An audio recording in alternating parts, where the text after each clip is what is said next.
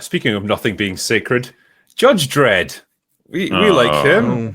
Not so much the Sylvester Stallone movie, although What? my God, Love that's it. got some charm to it these days. It's By still the way, entertaining. I tried to watch that recently. Please, nobody in the chat tell me that, oh, actually, the Sylvester Stallone movie was way better than the Alex Garland movie. It's not. It's Who absolutely. says that it's better Nobody- than I that? swear to God, Nobody man. No one in their said right mind is going to Yes, say they that. did.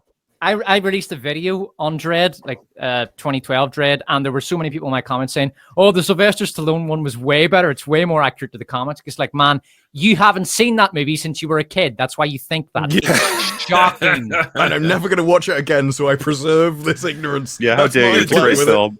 My favorite piece of like pointless lore about that movie is the shot of Sylvester Stallone with the shotgun before he goes back to Mega City 1. That was ultimately used as the box cover art for Resident Evil. The guy who's on the front cover of that with the shotgun like that was based on Sylvester Stallone from that movie. That's where they got the art from, and then they just tweaked it a little bit. It's the most stupid thing ever, but yeah. My favorite moment from the start of that movie is where he drives up and they're all shooting and they're taking cover, and he's like, they only have an accuracy range of 100 meters. This is 150 or whatever it is. Why are you like taking cover? It's like, hang on, the bullets are still hitting the ground. Just because it's inaccurate, they will hit you eventually. But if I was to say to you, like, well, who would you pick as the director of another Judge Dredd movie? I'm pretty sure like a name that's very low on your list would be Taika Waititi. And that's what seems to be happening right now. Or at least they are shopping it around, because the headlines for this were a little bit misleading, right? Because this would have everyone believe that there was a movie in active production here and he was about to go all in on making this thing. But what you actually get is something slightly different. And this is from Variety here. Taika Waititi, the Oscar-winning filmmaker of Jojo Rabbit, good movie, and the 2 Thor movies, not so much. He is attached to direct Judge Dredd. Variety has confirmed. Drew Pearce, known for Fall Guy and Mission Impossible Rogue Nation, is going to adapt the screenplay. And here's the thing that's important here. The project doesn't have a studio attached and is being shopped around Hollywood. And if you've got even an ounce of common sense, you will not go anywhere near this fucking thing. Yeah, why the hell would you want Taika Waititi to direct a Judge Dredd movie? I don't even know what his interest would be in it. It's the most baffling choice. I swear in the last Thor movie, Chris Hemsworth said something like, Taika Waititi's amazing because it's like working with a 7-year-old. He's got the sense of humor of a 7-year-old. Didn't he say afterwards, though, he would never work for any more mad genius directors? And it was literally right after he'd done Love and Thunder. It's like, Well, okay. yeah, and that he would want to do Thor unless the character was handled properly. It's like, you know what that implies, right? But yeah, like, you know, you think of Dredd, you think like, if you ignore the Stallone movie, dark, grim, serious, gritty, violent, you know, like everything that we got from the Carl Urban movie from like 10 years ago. He's not going to bring that, I don't think. I don't see what he'd ever bring to the table there. Do you want to see Dredd as like a quirky comedy? From the perspective of a studio, bear in mind, these people, they only think about money. That movie, that Dredd movie from 2012 with Carl Urban, that was a flop. Now, I made a video explaining why it was a flop. It was because it was marketed as Dredd 3D, and it was really pushed as a 3D movie. And this was happening right at the end of the 3D phase, which was started by Avatar. And in fact, it was so bad that the distributors in the UK refused to provide 2D prints to cinemas who were asking for them, because they had people who wanted to watch the movie but didn't want to watch it in 3D because, you know, a lot of people can't watch 3D. It gives them a headache or they've got vision issues. By the way, my voice is bleeding somewhere. But yeah, so it was an appallingly marketed movie. In fact, not Alex Garland, Carl Urban is on record as saying that the movie was basically sabotaged by the distributors and by the studio. But as far as a movie studio today is concerned, they'll look at that 2012 Dredd as a failure and think, oh, well, because it was too dark and too gritty and not relatable enough. We need to update it for a modern audience and make it flashy and bright and gay and fun. Well, Taika would definitely bring that, but I mean, wow. It's just wild to think what he would do with a character like that. It's kind of interesting as well, because I was very much of the opinion that he was in director's jail after doing Love and Thunder. And when I was looking at his filmography here, so he had Thor Love and Thunder back in 2022. Since then, he's done one movie, Next Goal Wins. Which flopped. It cost $14 million and made $18 million. Yeah, and it kind of made me think, okay, this guy's just fucking done. Like, nobody's interested in hiring him. He's obviously got a terrible reputation after Love and Thunder. That was like one of the only movies that he wrote and directed. Like, he didn't write Ragnarok, he just directed it. That was the problem. You know, he was free to indulge all of his 10-year-old fucking childish sensibilities with it, and it was a disaster. He did Time Bandits, which is a truly horrific TV series. It was so packed, like every single line is awful, and you'd have to talk about it, which is why I never reviewed it. It'd take too much time. So yeah, he definitely Time Bandits showed me he hasn't learned anything since then. If he comes back, he will be exactly the same. By the way, is there any names around for who's playing Dredd? No, like this, because this is the thing, right? The article leads with this big, like, attention-grabbing headline where it's like, yeah, Taika Waititi to direct Judge Dredd movie, which implies, like, it's already in the works and they're getting ready to shoot.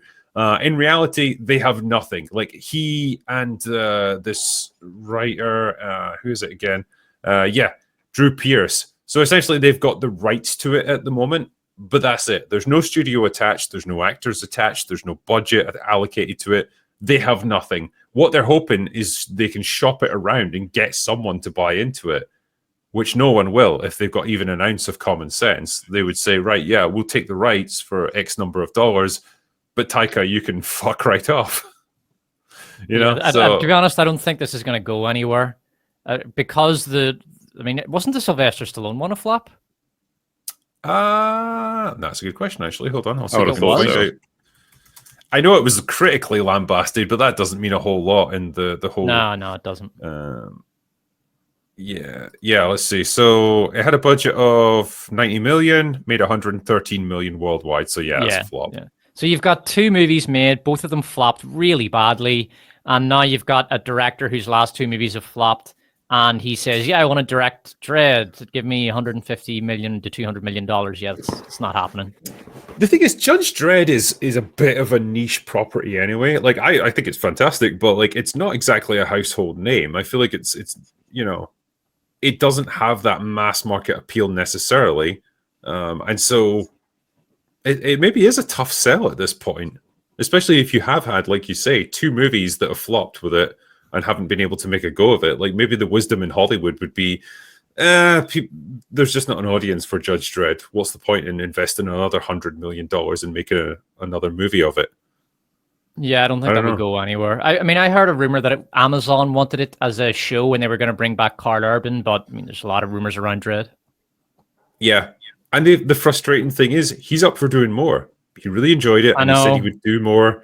In fact, Alex Garland had already written the sequel, and he had ideas for the follow-up, and he said he did like 14 drafts of the script, and it was ready, but it just didn't make enough money, and that's a shame, man, because I think that could have been really special if they'd been able to make that trilogy.